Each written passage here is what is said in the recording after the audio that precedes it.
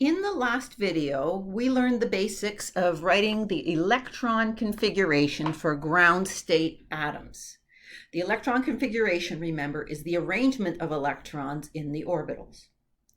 We looked at a couple of ways to do that in the last video. We looked at orbital diagrams where we use the little boxes and the spdf shortcut, 1s2, 2s2, 2p6, and so on. There are a greater variety of ways to do that, though, so I thought we'd illustrate those by looking at iron. And I'll tell you that for the next little while, you're going to need a periodic table beside you to be able to do this work. If you don't have one with you right now, pause the video and go get one.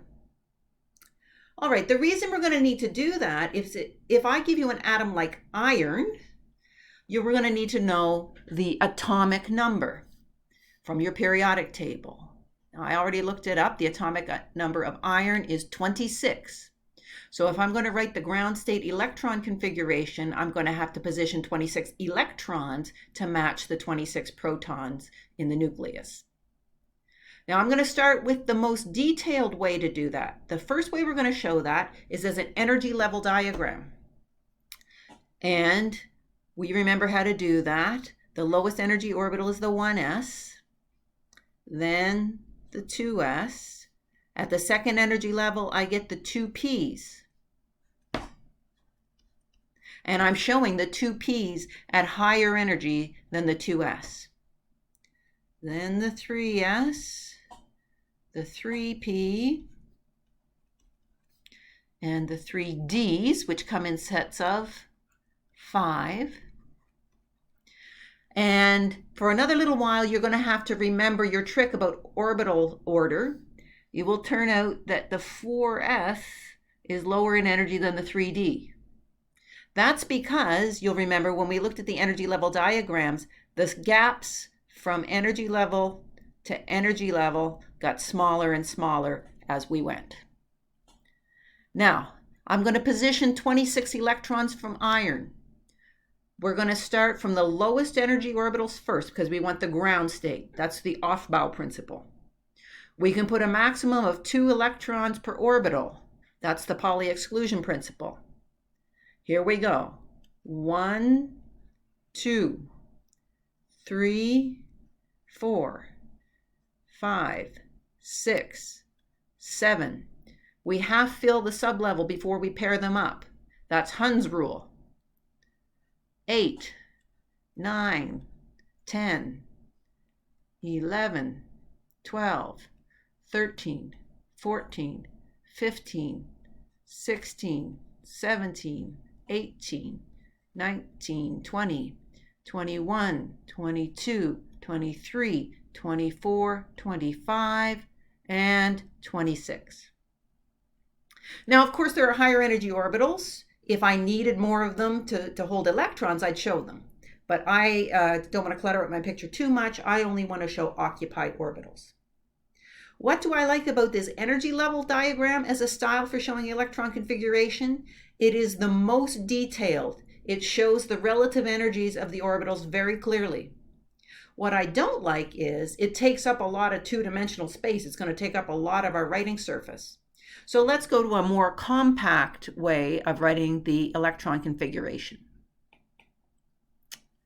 Let's do the orbital diagram. And I'll remind you again on this slide, we were doing iron 26.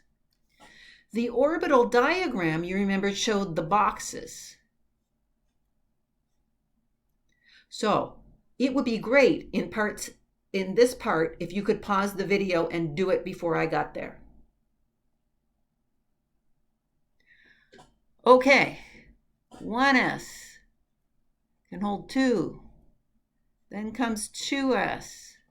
S orbitals come in sets of 1, that can hold another 2. Then comes the 2p. But p orbitals come in sets of 3. So let's see, I was up to 4, 5, 6, 7, 8, 9, 10. Then comes the 3s. That can hold 2, 11, hold it, 2, 4, 6, 8, 10, 11, 12. Then comes 3p. P orbitals come in sets of 3. We were at 12, 13, 14, 15, 16, 17, 18. Still not at 26. What comes next? 4s. That'll hold another 2. Now where are we? 2, 4, 6, 8, 10, 12, 14, 16, 18, 20. I need room for 6 more. What comes after the 4s? The 3d, and d orbitals come in sets of 5. 1, 2, 3, 4, 5. So we need room for 6 more. 21, 22, 23, 24, 25, and 26. Now, if I hadn't run out of room, I would have had that all in one straight line, and therefore you can see the benefit of an orbital diagram versus the full energy level diagram. It goes in only one direction, one dimension, instead of the 2 dimensions that the energy level diagram does, so it takes up less space. All right, on to the spdf notation. It's even more compact. And I'm going to pretend I didn't write either of the other configurations before I've done this. The spdf is a real shortcut once you get fluent. I'm going to talk this through like I've never seen the other 2 forms. Here we go. 1s is the lowest energy orbital. S orbitals come in sets of 1, and each orbital can hold a maximum of 2 electrons. So I can put 2 electrons in there, and that fills the 1s. What comes next? The 2s. S orbitals come in sets of 1. There's another 2. Then the 2p. P orbitals come in sets of 3, so they can hold a maximum of 6 electrons. What comes next? 3s, 2. After 3s comes 3p. It can hold 6. Now, as I go, I can keep a running tally. That's 2, 4, and 6 is 10, and 2 is 12, and 2 is 18. We keep going. 4s, 2, there's 20. 3d can hold 10, but we only need room for 6. There we go. So you can double check, count across the top, and we've got 26 electrons. What's the advantage of this spdf notation? Shorter, less writer's cramp. What information do we lose? Well, in this form, I can't show how many electrons are unpaired. That will affect its chemistry. I don't know if you know this, but the magnetism of an element depends on how many unpaired electrons that it has. Iron is attracted to a magnet because it has so many unpaired electrons. And I can't tell that from the spdf notation. But if I needed that information, I'd know to go back and write an orbital diagram.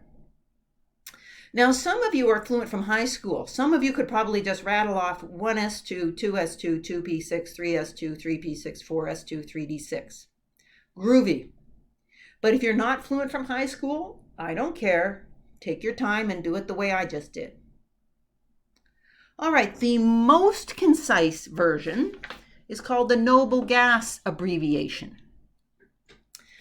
If you look at your periodic table, we're going to find the noble gas that has fewer electrons than 26. The nearest one to 26, but fewer than 26. And that would be argon, which is atomic number 18.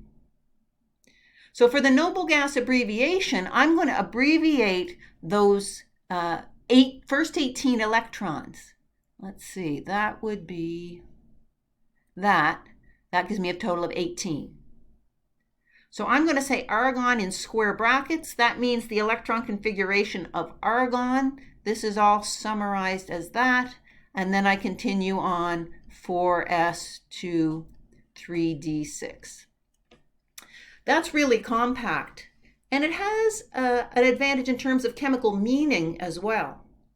We summarize the core electrons with the symbol for argon. Not much point in showing detail there because the core electrons don't affect the chemistry. They're hidden in from other atoms it might react with. It's only the valence electrons on the outside that affect the chemistry. So I can get a pretty short form of the electron configuration and still know what I need to know about the reactivity of iron. Okay, so various styles. Let's go on and look at some other cases. This question is to write just the spdf notation for the ground state of palladium. And before I get you going, remember you need your periodic table beside you to show you the atomic number for palladium. It is 46. So you're going to write the spdf notation for 46 electrons. I really encourage you to try this before I do. Anything you can do before I do it, that means you own it. You don't have to study it later. Okay, pause the video.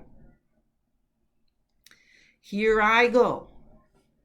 1s, 2, 2s, 2, 2p, 6, 3s, 2, 3p, 6, 4s, 2, 3d, 10. How many electrons is that? 10, 20, 30. Got to keep going.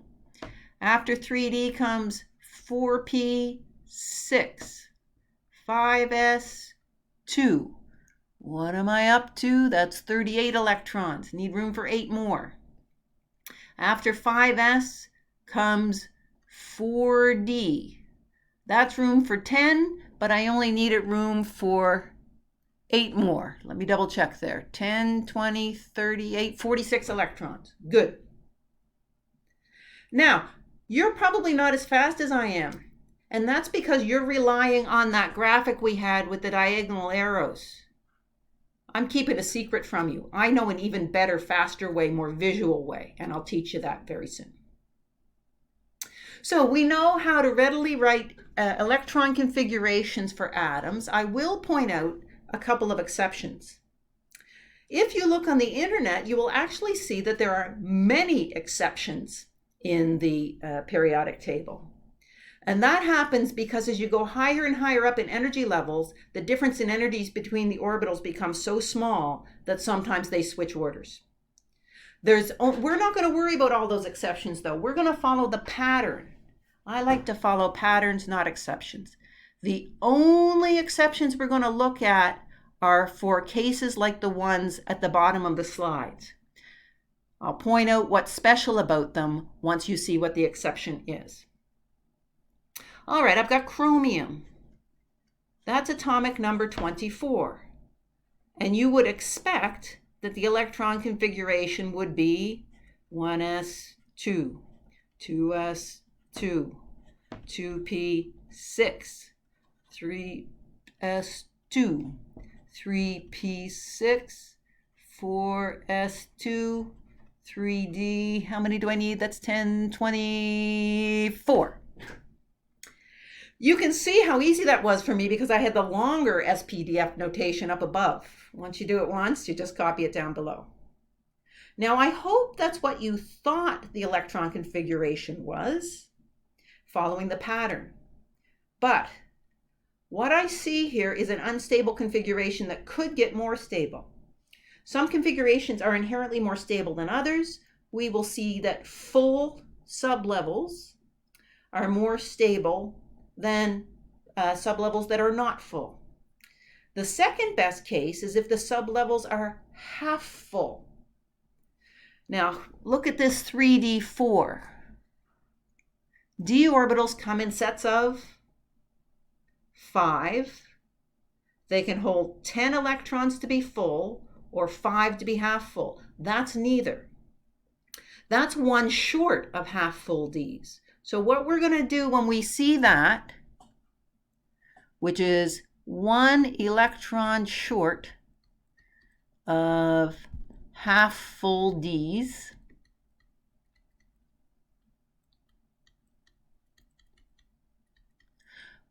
we're going to promote an electron from the 4s So we're left with only 1 in the 4s to make it 3d5. And in that way, both the 4s and the 3d are half full. All right. You didn't see that coming. Maybe I won't surprise you so much when I look at copper, number 29. 1s2, 2s2, 2p6, 3s2, 3p6, 4s2, 3d. How many do we need? There's 10, 20. I need another 9. So this is another case. Remember we said that the Ds were most stable when they were either full or half full. When I have 9 electrons in the d orbital, that's 1 short of full. So we're going to be on the lookout for one electron short of full Ds.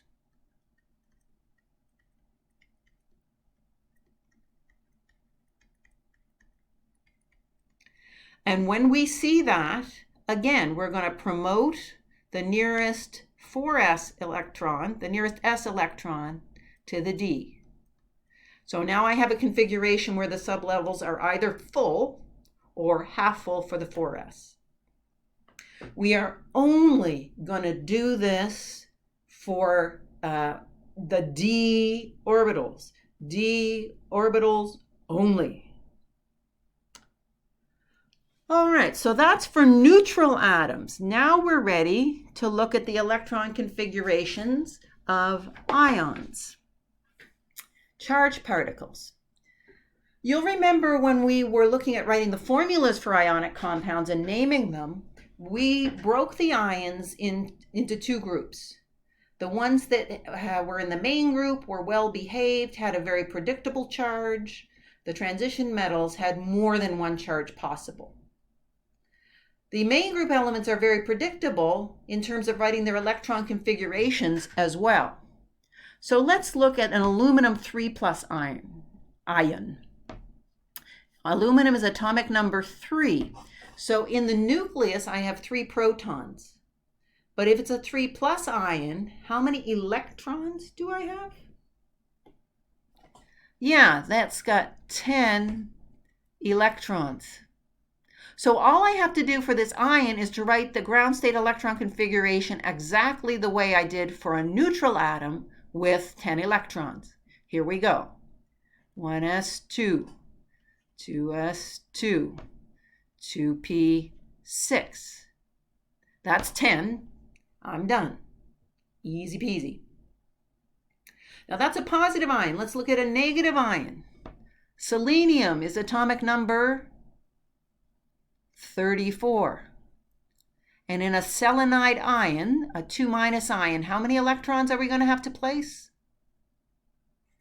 36. So, just as we expected before, we're just going to place 36 electrons. 1s2, 2s2, 2p6, 3s2, 3p6, 4s2, what are we up to? That's 20. Keep going. 3d, 10. That's 30. 4p, 36. And that's the ground state electron configuration for a selenide ion. So main group ions, very well behaved. Transition metals are going to be different. For transition metals, I'm going to base the electron configuration on the electron configuration for the neutral atom. So we saw already for iron 26, 1s2, 2s2, 2p6, 3s2, 3p6, 4s2, 3d, how many do I need? 10, 20, 6. Okay. Now, if I want to make a positive ion from it, I am not going to remove them from the 3d. For transition metal ions, you're going to lose the s electrons first. I'm going to remove the highest energy s electrons before I move any of the d's. For an iron 2+, I need to remove 2 electrons. So that configuration would be 1s2, 2s2, 2p6, 3s2, 3p6, 3d6. Now you saw what I did there. I went from a completely full 4s to a completely empty 4s. You know, so that's pretty good for stability. That's why iron likes to make iron 2+ ions. If I wanted to make iron 3+, now that I've removed the s electrons, I would remove the next one from the d. The s's, the highest energy s's are already gone. 1s2, 2s2, 2p6, 3s2, 3p6, 3d5. And we'll see a beautiful thing here. Which ion do you think iron is most stable as? A 3+ or a 2+?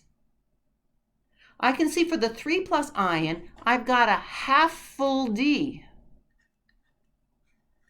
which is more stable than if it's neither half full nor full. So not surprisingly, iron 3+ is more stable. You'll find it in the world more commonly. Pretty good, huh? So I'm so excited at this point. You've been patient with a lot of authoritative knowledge up until now.